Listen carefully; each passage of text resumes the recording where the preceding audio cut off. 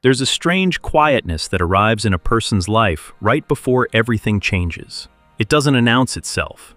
It doesn't feel triumphant or hopeful or even particularly meaningful. Most people experiencing it assume something has gone wrong because the quietness shows up wearing the clothes of stagnation. Friends seem distant, goals feel weightless, the future looks like fog. And yet, underneath all of that, if you listen carefully, there's something else moving. Something that hasn't been there before. Carl Jung spent decades watching people walk into his consulting room during exactly this kind of period. They came in convinced they were falling apart. What he learned to recognize over thousands of hours of careful observation was that this particular configuration of symptoms wasn't the end of anything.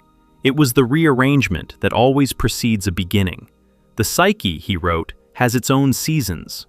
And just before the most significant growth of someone's life, there is almost always a stretch where everything seems to go strangely still. Jung began documenting the specific markers that appeared during this stretch.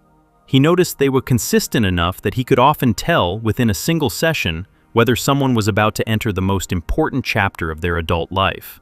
The markers weren't dramatic. They were quiet, subtle, easy to miss, and almost always misread by the person experiencing them. Today, I'm going to walk you through 9 of those signs. 9 specific signals Jung learned to recognize as evidence that someone was standing on the edge of a transformation they hadn't yet given themselves permission to expect. If several of these are showing up in your life right now, you're not unraveling. Something is preparing to begin, and the quietness you've been feeling is the sound of it gathering force underneath you. The first sign is that you've stopped trying to convince people. You used to argue your perspective. You used to explain yourself when you felt misunderstood. You used to care, sometimes desperately, that the people in your life saw you accurately. Something has shifted in that impulse. When someone misreads you now, you notice the misreading, you feel the small sting of it, and then you let it pass. You don't reach for the explanation. You don't pull out the evidence. You just let them carry the version of you they need to carry. Jung observed this in patients who were approaching what he called individuation, the long process of becoming whole. The compulsion to be understood by others fades as your relationship with your own inner sense of yourself solidifies. You stop needing external validation because something internal has finally started providing it. From the outside, this can look like withdrawal or arrogance. From the inside, it feels more like setting down a weight you didn't realize you were carrying. The energy that used to go into managing other people's perceptions is now available for something else, even if you don't yet know what. The second sign is that old comforts have stopped working. The shows you used to escape into feel hollow. The food you used to crave doesn't satisfy. The relationships you used to lean on for distraction don't distract anymore. Even substances, if you use them, have lost their reliable effect. It's as if all the volume knobs you used to turn down your inner life have stopped responding. This is often misread as depression, but Jung saw it differently.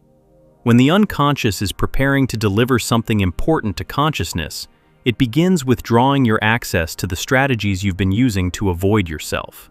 The numbing mechanisms stop working because the psyche has decided it's time for you to feel what's actually there. The discomfort of this period is real, but it's purposeful. Something inside you has made the unilateral decision that you're ready to meet whatever you've been running from, and it's closing the exits one by one. The third sign is that your tolerance for inauthenticity has collapsed. Conversations that used to feel fine now feel like sandpaper. Social situations that used to drain you 10% are draining you 80%.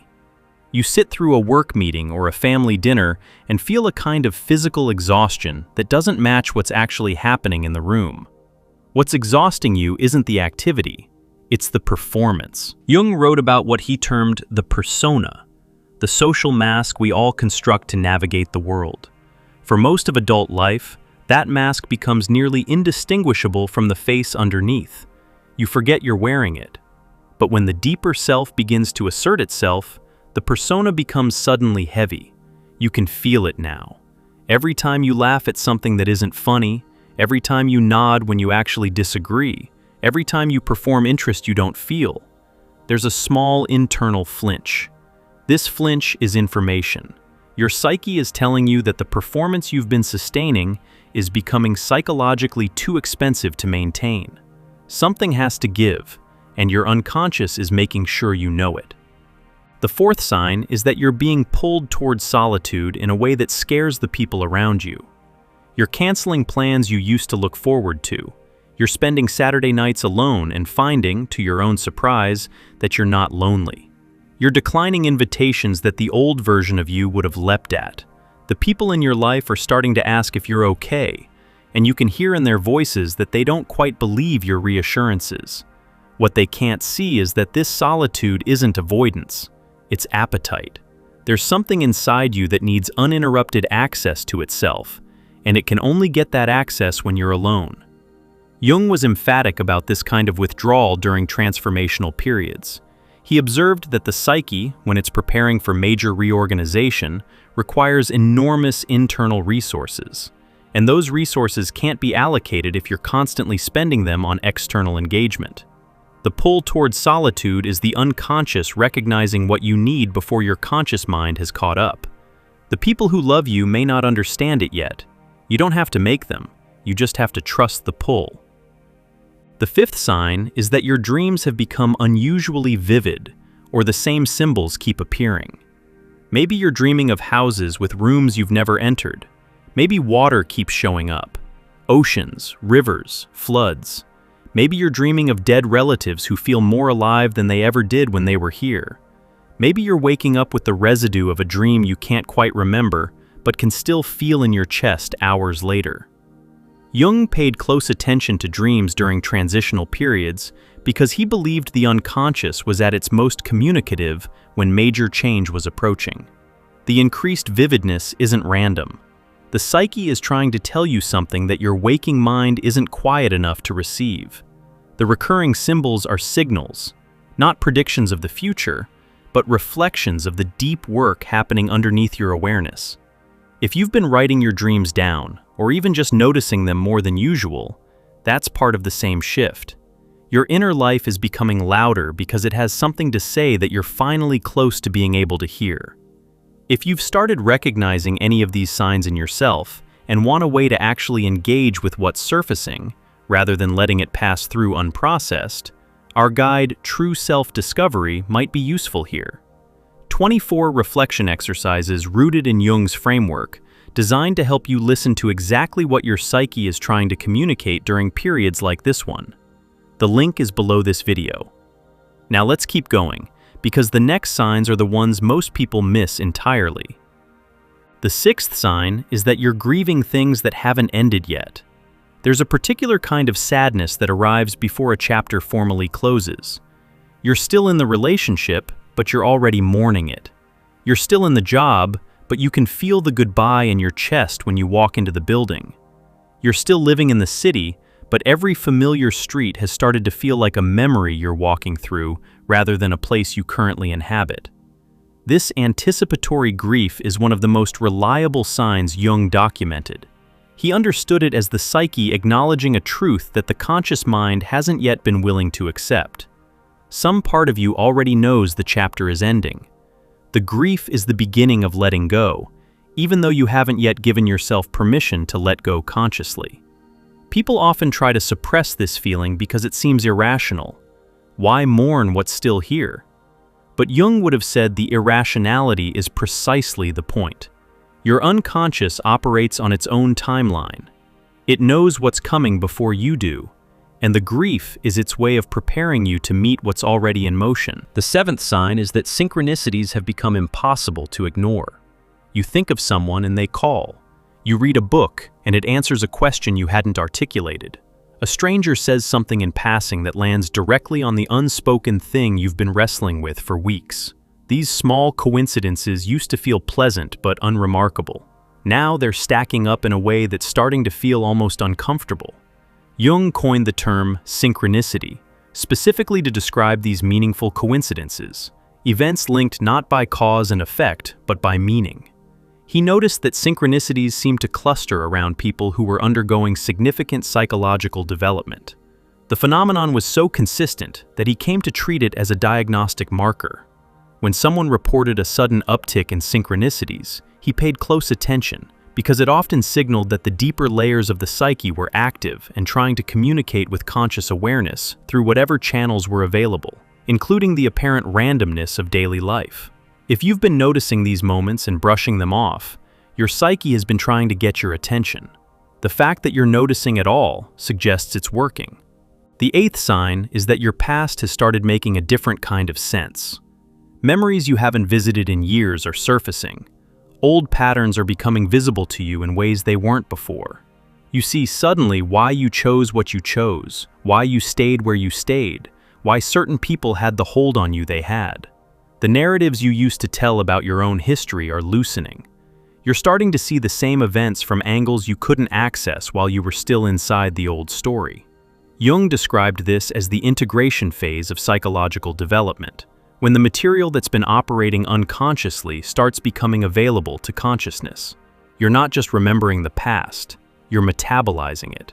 The reason this happens right before a new chapter begins is that you can't fully step into a new identity while you're still entangled with the unprocessed version of the old one.